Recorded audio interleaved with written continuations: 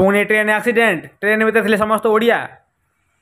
Howrah Mumbai express line च्युत होती 150 अधिक यात्री आहत होती।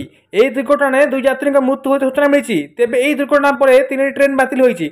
अन्यपटे हावड़ा टिटलागढ़ कंटाबाजी इस्पात एक्सप्रेस बातिल कर खड़गपुर धानबाद और हावड़ा भुवनेश्वर हावड़ा जनशताब्दी बातिल होती।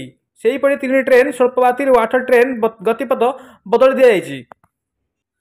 मिली सूचना अनुसार सोमवार राति 11:02 परिवर्ते हावड़ा मुंबई जाऊा ट्रेन 2:37 टाटानगर में पहुंची।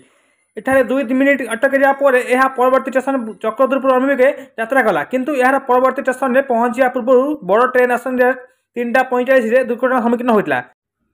एपर्यंत मिली सूचना अनुसार मेल एक्सप्रेस डाउन लाइन रु आसुवा सामग्री ट्रेन सहित पार्श्वबंदी की जाऊला से ट्रेन 18टी कोच खसी जाते।